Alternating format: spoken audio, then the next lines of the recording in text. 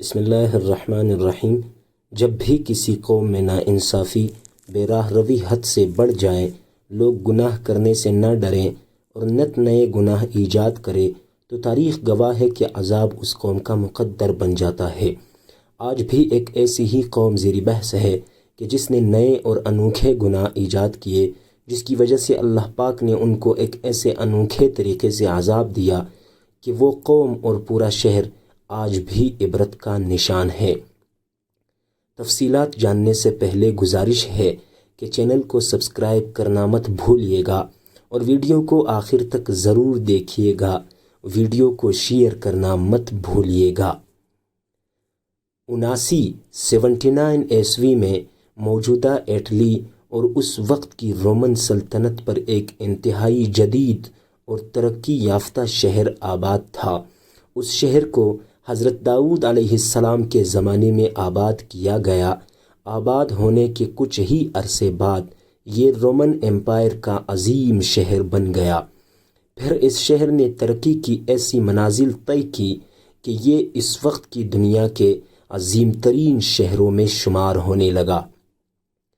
تاریخ دانوں نے لکھا ہے کہ اس کی کل آبادی صرف 20,000 تھی۔ اپنے دور میں یہ دنیا کا انتہائی جدید ترین اور تہذیب یافتہ شہر تھا۔ اس شہر کی عمارات بہترین نقشوں اور پختہ اینٹوں کی حامل تھی، جبکہ شہر کا نکاسی آب کا نظام بھی بہترین تھا۔ یہ بہت خوبصورت شہر تھا اور شہر کے تقریباً تمام گھر ہی 2 منزلہ عمارتوں پر مشتمل تھے۔ سڑکیں اور پتھروں سے پختہ راستے انہوں نے بنا رکھے تھے۔ شہر میں محلات، تالاب، بازار، قہوہ خانے اور عشرت گدھے موجود تھے۔ شہر میں گرم پانی کے چشموں، جھرنوں، پھلدار درختوں اور دودھ دینے والے جانوروں کی بھی کثرت تھی۔ ہیرے جواہرات اور سونا یہاں کثرت سے موجود تھا۔ یہاں کے بیشتر لوگ رئیس تھے۔ یہ قوم جادو اور توہم پرستی میں بھی مبتلا تھی۔ اس شہر میں عبادت گاہیں، لائبریریاں، کھیل کے میدان اور عوامی مراکز بھی موجود تھے۔ شہر میں ایک بندرگاہ بھی تھی جو بہت مصروف رہتی تھی۔ یہاں سے شراب، مچھلیوں، پھلوں اور زیتون کی تجارت ہوتی تھی۔ اس جدید شہر میں تھیٹر بھی موجود تھے۔ کسی کے وہم و گمان میں بھی نہیں تھا کہ یہ ہنستا بستا شہر ایک دن عبرت کا نشان بن جائے گا۔ آخر پھر ایسا کیا گناہ تھا کہ اس شہر کا نام و نشان ہی اللہ پاک نے 2000 سال تک کے لیے مٹا دیا۔ بے شک اس شہر کے مکینوں کو اللہ پاک نے خوشحالی سے نواز رکھا تھا، لیکن اس شہر کے لوگوں نے گناہوں کی وہ بنیاد رکھی کہ جس کی وجہ سے اس شہر کو دست قدرت نے نہ صرف قصہ ماضی بنا دیا بلکہ وہ آنے والی نسلوں کے لیے ایک عبرت بھی بن گیا۔ تاریخ انسانی میں قوم لوط ایسے کردار کی حامل تھی جس نے ہم جنس پرستی کو فروغ دیتے ہوئے فطرت سے بغاوت کا جرم کیا اور بالآخر عذاب الہی کا شکار ہو گئی، جبکہ اس شہر کے مکینوں نے بھی اپنے آباء و اجداد کی اس سنت پر عمل پیرا ہوتے ہوئے اس کو گناہوں کی ایک بستی میں تبدیل کر دیا۔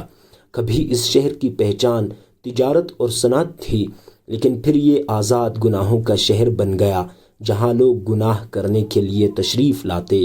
پومئی شہر کے لوگ ایسے گناہوں میں ملوث ہو گئے کہ اگر قوم لوط دیکھتی تو وہ بھی شرما جاتی۔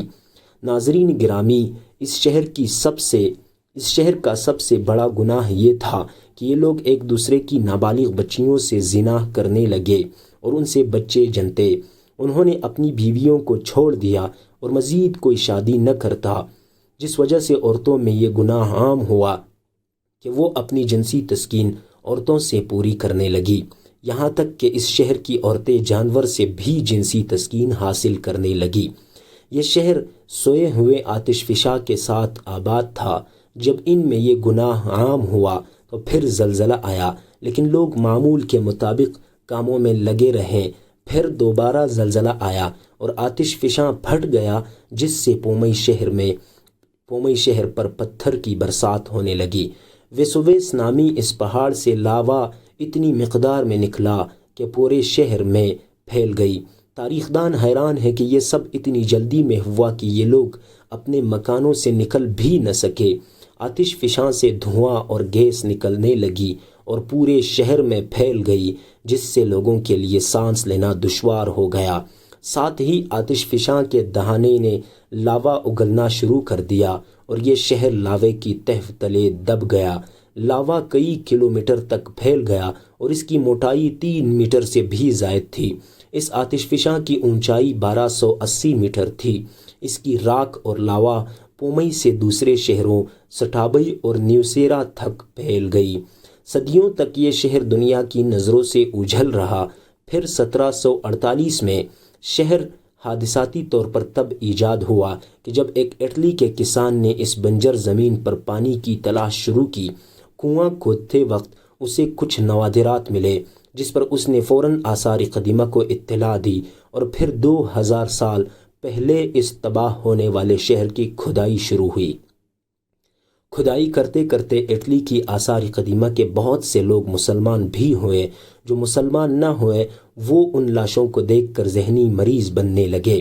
اس شہر کی کھدائی سے بہت سے نوادرات ملے، جن میں ہیرے، موتی، مجسمے اور جادو میں استعمال ہونے والی اشیاء بھی شامل ہیں۔ لیکن سب سے دہلا دینے والی چیز ان لوگوں کی لاشیں اور کھوپڑیاں تھی جو راکھ، گیس اور لاوے کی وجہ سے اپنے ہی گھروں کے ملبے تلے دب گئے تھے۔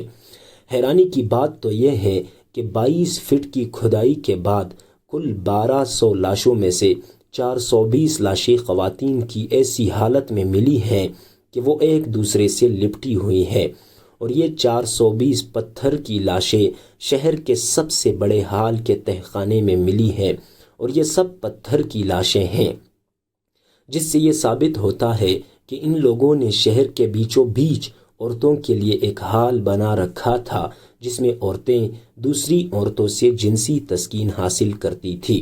یہ شہر اب یونیسکو کے ثقافتی ورثے کا حصہ بن چکا ہے اور ہم سب کے لیے عبرت کا مقام ہے، خاص کر اہل یورپ کے لیے، جو کہ آج کل پھر نت نئے گناہوں کو ایجاد کر رہے ہیں۔ اور حیرت تو یہ ہے کہ ہم مسلمان بھی ان کے پیچھے لگ کے نئے نئے طریقوں سے گناہوں میں ملوث ہو رہے ہیں۔ ناظرین گرامی، حیرت تو اس بات پر ہے کہ وہاں سے 2 عورتوں کی ایسی لاشیں ملی جو کہ ایک دوسرے کو بوسہ دے رہی ہیں، لیکن بجائے عبرت حاصل کرنے کے ہالی ووڈ میں ان کے پیار کے بارے میں ایک فلم بنا دی گئی ہے، اور ظاہر یہ کیا گیا ہے کہ یہ کوئی عذاب نہیں بلکہ ان لوگوں کی نااہلی تھی کہ وہ آتش فشاں کے قریب آباد ہوئے۔ اس جگہ کی مزید کھدائی جاری ہے اور نہ جانے مزید کتنے راز سامنے آئیں گے۔ بے شک ہر چیز فنا ہونے والی ہے، جبکہ بقا صرف اللہ پاک کی ذات کو ہے۔ یہ دنیا دل لگانے کی جگہ نہیں ہے۔ اللہ پاک ہمیں عبرت حاصل کرنے کی توفیق عطا فرمائے۔ اے اللہ پاک ہمیں نبی آخر الزمان حضرت محمد صلی اللہ علیہ وسلم سے بے پناہ اور سچی محبت عطا فرما دے۔ تمام دوستوں سے درخواست ہے کہ کمنٹ باکس میں آمین لکھنا مت بھولیے گا، ساتھ میں چینل پر نئے ہوں تو سبسکرائب کرنا مت بھولیے گا۔ اسی طرح دلچسپ ویڈیو آپ کو ملتی رہے گی۔ ملتے ہیں انشاءاللہ اگلی ویڈیو میں۔ اللہ حافظ۔